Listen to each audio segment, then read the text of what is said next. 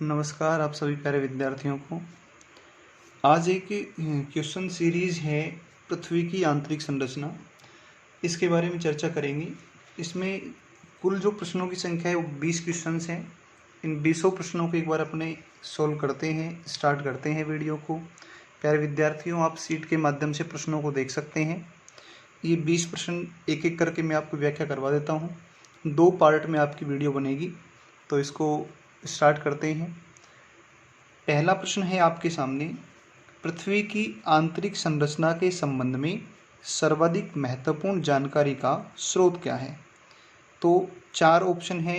ए अप्राकृतिक साधन, बी भूकंप विज्ञान, सी ज्वालामुखी क्रिया और डी दे रखा है प्लेट विवर्तनिक। देखिए इसमें जो आपका आंसर आएगा, ये आंसर होगा भूकंप विज्ञान। भूकंप विज्ञान को सिस्मोलॉजी कहा जाता है। प्यारे विद्यार्थियों, पृथ्वी की आंतरिक संरचना के संबंध में हम देखते हैं तो 3 स्रोत होते हैं जो हमें जानकारी देंगे पृथ्वी की आंतरिक संरचना की। देखिए ये 3 स्रोत कौन कौन से हैं। ये आंतरिक जानकारी के लिए 3 स्रोत, जिनमें सबसे पहले हम बात करते हैं प्राकृतिक स्रोत कौन कौन से होते हैं। प्राकृतिक स्रोत जो हमें जानकारी देंगे, एक होते हैं अप्राकृतिक स्रोत, एक अप्राकृतिक स्रोत और एक है पृथ्वी की उत्पत्ति से संबंधित जानकारी सिद्धांत। पृथ्वी की उत्पत्ति के जो सिद्धांत है वो सिद्धांत। तो प्राकृतिक स्रोत, अप्राकृतिक स्रोत और उत्पत्ति के सिद्धांत पृथ्वी के, ये हमें पृथ्वी की आंतरिक संरचना के बारे में जानकारी देते हैं। प्राकृतिक स्रोतों के अंतर्गत हम शामिल करते हैं भूकंप को। भूकंपीय तरंगों का अध्ययन किया जाता है, जिस आधार पर भूकंप हमें क्या देता है, अंदर की जानकारी देता है कि पृथ्वी अंदर से कैसी है। एक बात आती है ज्वालामुखी। ज्वालामुखी हमें बताता है कि पृथ्वी जो है वो अंदर से कहीं ना कहीं ऐसा भाग भी है जो तरल अवस्था में है। इसके अलावा एक महत्वपूर्ण आते हैं उल्कापिंड। उल्कापिंड कहते हैं, या जिन्हें हम शूटिंग स्टार भी कह सकते हैं। शूटिंग स्टार, ठीक है। तो भूकंप, ज्वालामुखी और उल्कापिंड, ये प्राकृतिक स्रोत हैं जो पृथ्वी की आंतरिक संरचना की जानकारी हमें उपलब्ध करवाते हैं। इसके बाद बात आती है अप्राकृतिक स्रोत। अप्राकृतिक स्रोतों में तापमान है। तापमान के संदर्भ में हम पढ़ते हैं कि प्रत्येक 32 मीटर की गहराई में जैसे जैसे हम 32 मीटर चलेंगे वैसे वैसे तापमान में 1 डिग्री सेल्सियस क्या हो जाएगी, बढ़ोतरी हो जाएगी। तो ये तापमान है।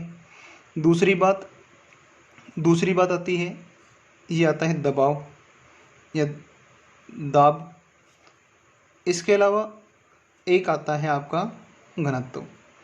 ये इनका अध्ययन करते हैं और इनसे भी हमें पृथ्वी की आंतरिक संरचना के बारे में जानकारी मिलती है। प्यारे विद्यार्थियों, उनकी विस्तृत जो व्याख्या है, जब हम टॉपिक को पढ़ेंगे तो टॉपिक के साथ मैं इनकी बहुत अच्छी व्याख्या आपको करवा दूंगा। फिलहाल आप इनको ये जान लें कि प्राकृतिक स्रोतों में भूकंप, ज्वालामुखी, उल्कापिंड, अप्राकृतिक स्रोतों में तापमान, दबाव और एक आ जाएगा आपका घनत्व। ये अप्राकृतिक स्रोत हैं। पृथ्वी का जो औसत घनत्व है वो है 5.5 ग्राम प्रति सेंटीमीटर क्यूब। तो ये दोनों आंकड़े आप ध्यान रखेंगे। पृथ्वी का औसत घनत्व और प्रत्येक 32 मीटर की गहराई में चलने पर तापमान 1 डिग्री सेल्सियस बढ़ता है, जबकि धरातल से ऊपर की तरफ चलने पर 165 मीटर की ऊंचाई पर तापमान 1 डिग्री सेल्सियस क्या होता है, घटता है या कम होता है। तीसरी बात आती है पृथ्वी की उत्पत्ति से संबंधित सिद्धांत। जैसे मैं आपको बताऊं तो एक सिद्धांत आता है लाप्लास का निहारिका परिकल्पना सिद्धांत। लाप्लास ने दिया था निहारिका परिकल्पना। सिद्धांत, और इसके अंदर जो आंतरिक भाग है वो लाप्लास ने पृथ्वी का कैसा माना है, तो तरल माना है। तो लाप्लास के अनुसार पृथ्वी अंदर से कैसी है, तरल अवस्था में है। दूसरी बात करते हैं, तो एक है चैम्बरलिन और एक है, इनके साथ जो व्याख्या दी या सिद्धांत दिया, इनका नाम है मोल्टन। चैम्बरलिन और मोल्टन, इन्होंने दी ग्रहाणु परिकल्पना दी, ठीक है। और इसके तहत इन्होंने इस परिकल्पना में पृथ्वी का जो आंतरिक भाग है वो कैसा माना है, ठोस माना है। तो ये कुछ है। लाप्लास बताते हैं पृथ्वी अंदर से तरल है। चैम्बरलिन और मोल्टन अपने ग्रहाणु परिकल्पना में बताते हैं कि पृथ्वी कैसी है, ठोस है। इसके अलावा और भी ध्यान रखें, एक है जेफरीज, और ये जो जेफरीज महोदय हैं, ये पृथ्वी की आंतरिक संरचना या आंतरिक जो भाग है वो आंतरिक भाग इन्होंने कैसा बताया है, गैसीय बताया है। तो ये स्रोत हैं पृथ्वी की आंतरिक संरचना की जानकारी के, प्राकृतिक, अप्राकृतिक और पृथ्वी की उत्पत्ति से संबंधित सिद्धांत। तो ये आपको क्लियर हुआ होगा। इनकी एक एक की जो व्याख्या है वो पढ़ेंगे कभी, जब टॉपिक का नंबर आएगा, जब टॉपिक को पढ़ेंगे तो इसमें उनकी और अच्छे तरीके से व्याख्या कर देंगे। अभी सिर्फ हम ये क्वेश्चन सीरीज पढ़ रहे हैं। अगला प्रश्न आप देखें। अगला क्वेश्चन है आपके सामने, पृथ्वी के भूपर्पटी व मेंटल के बीच जो सीमा है वो सीमा कौन सी होगी। भूपर्पटी कहें तो हम क्रस्ट, तो क्रस्ट और मेंटल के बीच में जो सीमा आती है वो सीमा कौन सी आती है। प्यारे विद्यार्थियों, इसमें 4 विकल्प हैं। ए है मोहो अशांतत्य, बी है लेहमैन अशांतत्य, सी है कोनरोड अशांतत्य और डी है आपकी गुटेनबर्ग अशांतत्य।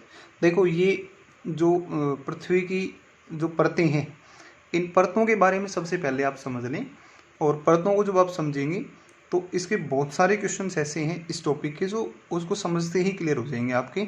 एक बार आप डायग्राम को समझो। देखो, ये एक डायग्राम है पृथ्वी की आंतरिक संरचना का आपके सामने। ये डायग्राम है कि पृथ्वी अंदर से कैसी है। ये देखिए भाई, यहाँ इसको समझते हैं अच्छे तरीके से। यहाँ आप देखते हैं तो सबसे पहले ये जो आप भाग देख रहे हैं, ये वाला भाग, ये है अपना धरातल। ये धरातलीय भाग है जिसके ऊपर पर्वत हैं, कहीं पठार हैं, तो कहीं आपके ये सागर, महासागर, ये सारी स्थलाकृतियाँ हैं।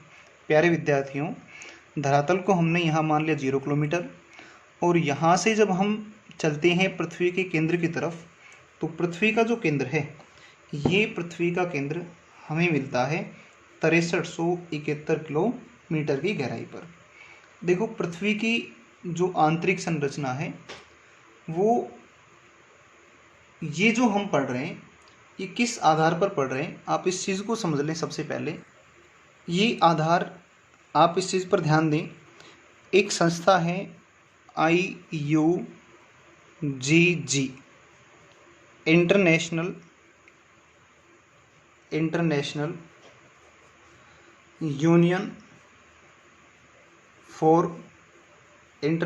यूनियन फॉर जियोडसी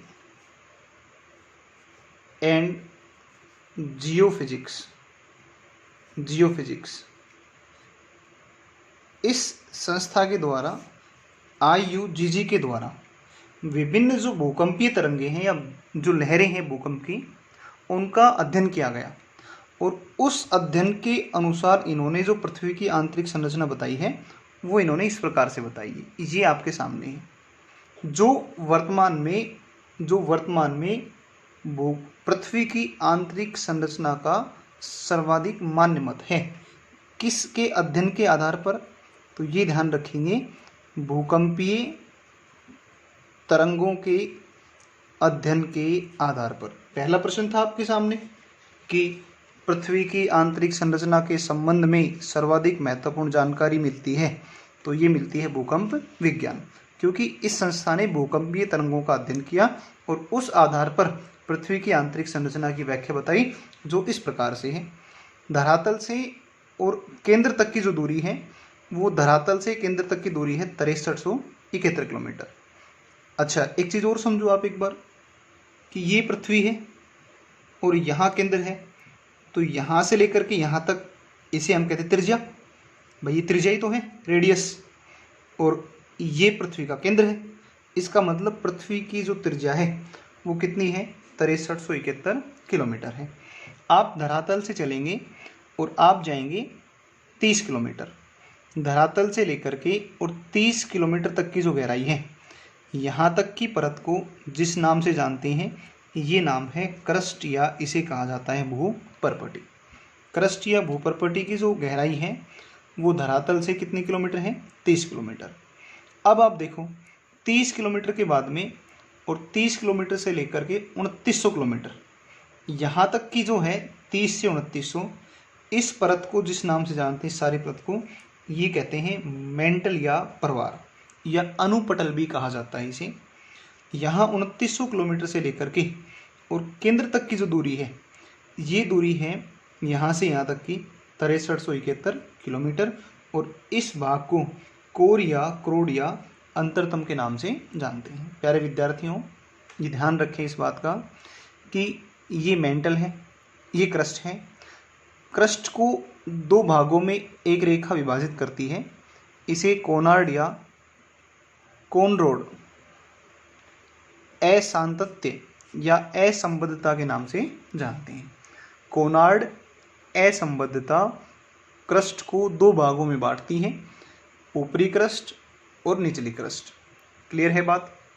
ऊपरी क्रस्ट को, निचली क्रस्ट को, या ऊपरी भूपर्पटी, निचली भूपर्पटी, इन्हें दो भागों में विभाजित करती है, तो इसका नाम है कोनार्ड असंबद्धता या कोनार्ड असांतत्य।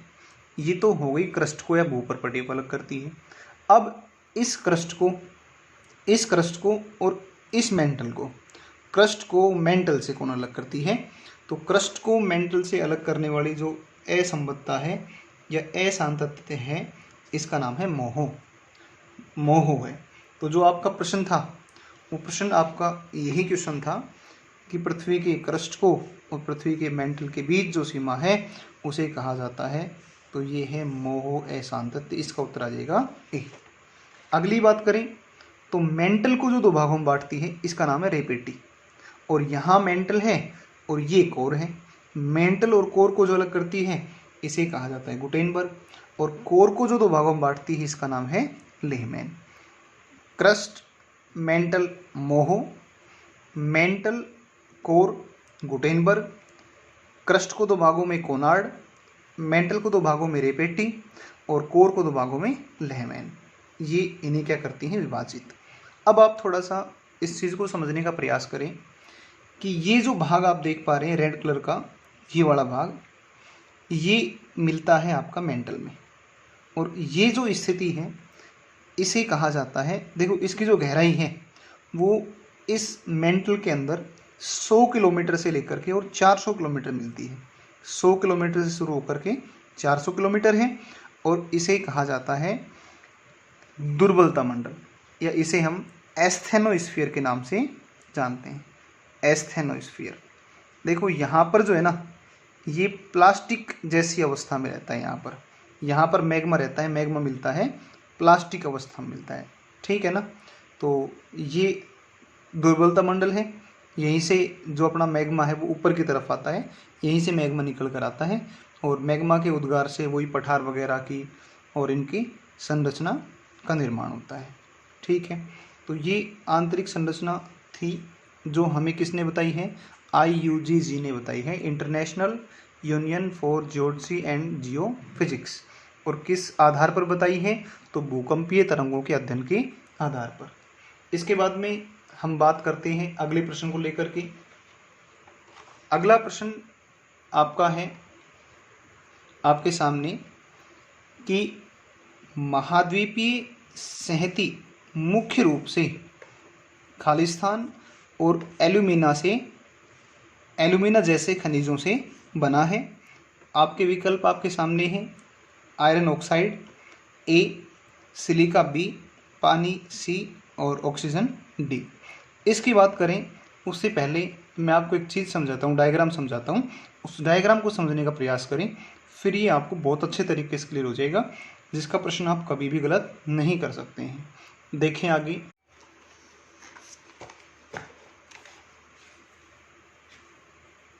इस डायग्राम को आप ध्यान दें तो भूगोलवेत्ता है, इनका नाम है एडवर्ड स्वेस। और जो स्वेस महोदय हैं, इन्होंने रासायनिक संगठन के आधार पर पृथ्वी का जो विभाजन है आंतरिक संरचना का, वो किस प्रकार से किया है, इस चीज़ पर आप एक बार इस डायग्राम को समझें अच्छे तरीके से। ये संपूर्ण पृथ्वी हो गई और पृथ्वी के ऊपर सबसे बाहर की तरफ आप देखेंगे तो इन्होंने एक परत बताई इस प्रकार से।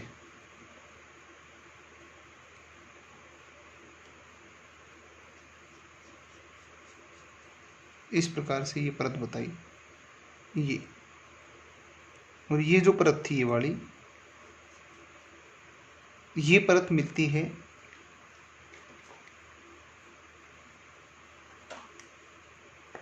क्रस्ट के ऊपर।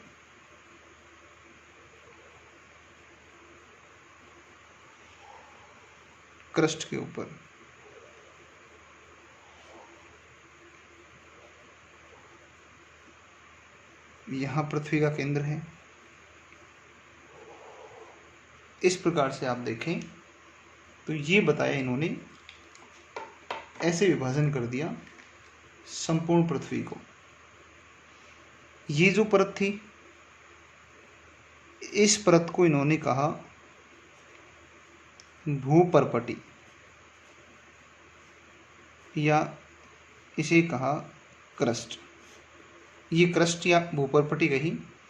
और ये जो क्रस्ट है या जो ये भूपर्पटी है, इसकी गहराई है धरातल से लगभग 40 किलोमीटर। ये इन्होंने बताई कि ये भूपर्पटी या क्रस्ट है। अब भूपर्पटी या क्रस्ट के नीचे जो आप देखते हैं, ये वाला भाग, ये मतलब इसमें ये आ गया सारा, इसे इन्होंने कहा सियाल परत।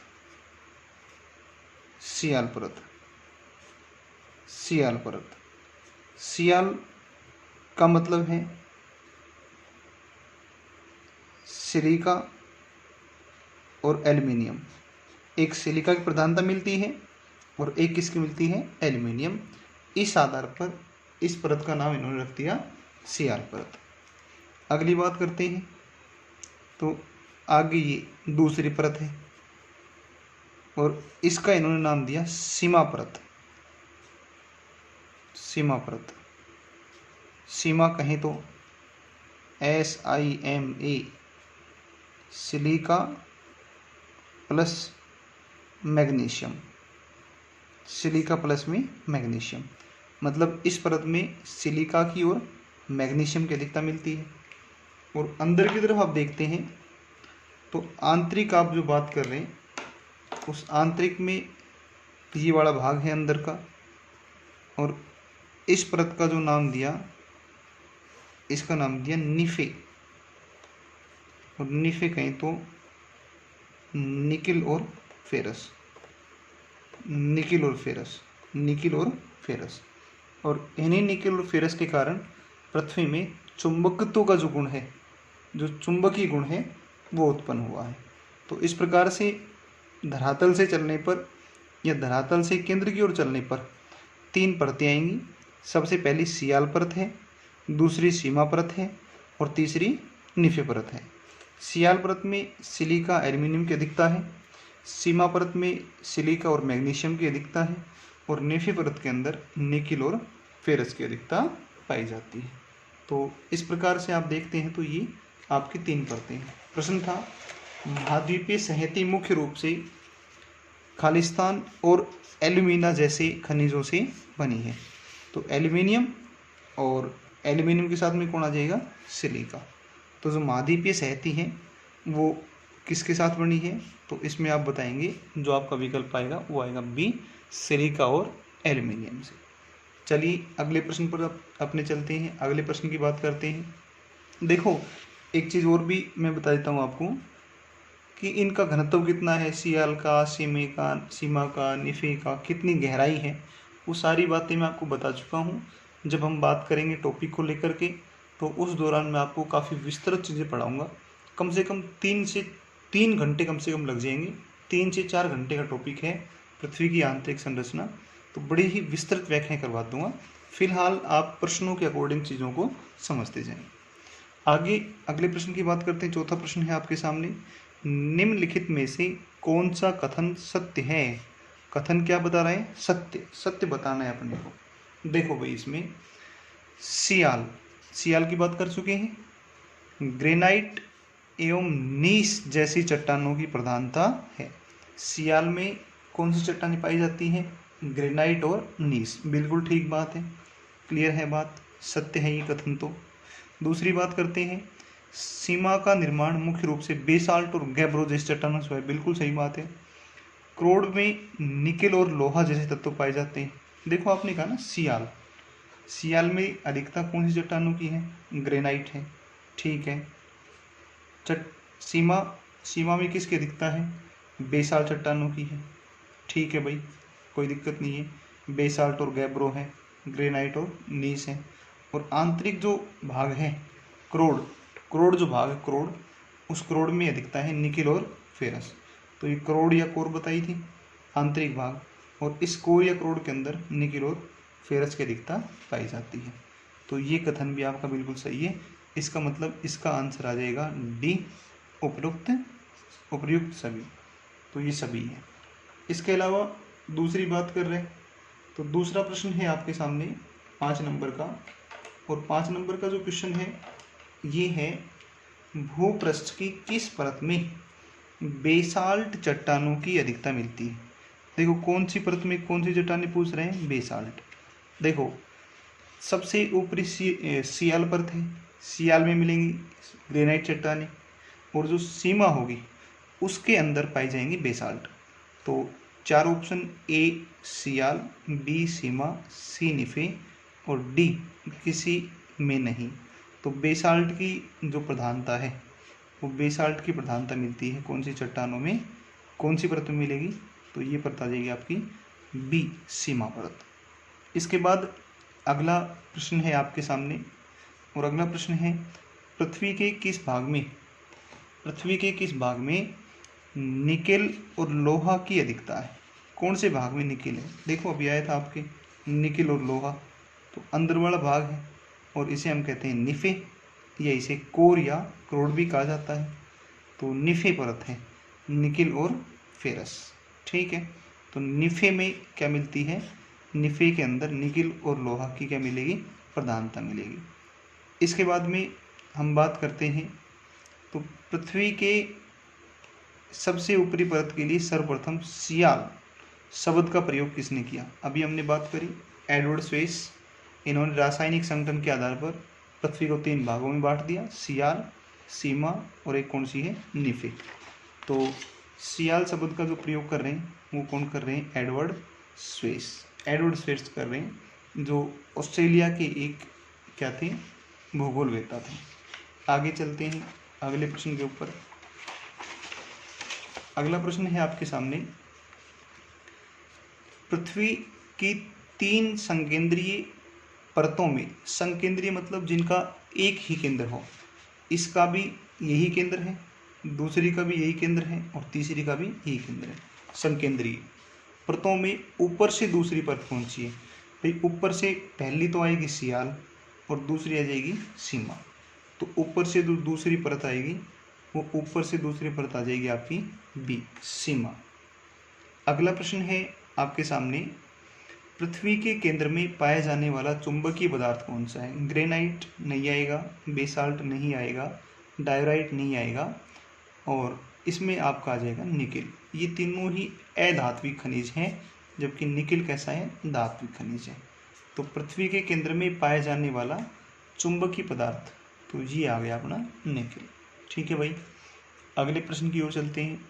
स्वेस ने पृथ्वी के आंतरिक भाग को 3 भागों में बांटा। सियाल, सीमा और निफे, 3 भाग बताए थे, अभी अभी लास्ट में बात करके आए हैं। स्वेस ने 3 भाग बता दिए, सियाल, सीमा और निफे। ठीक है, उनके विभाजन में नहीं है। सियाल भी है उनके विभाजन में, सीमा भी है, निफे भी है, तो फिर क्या नहीं है?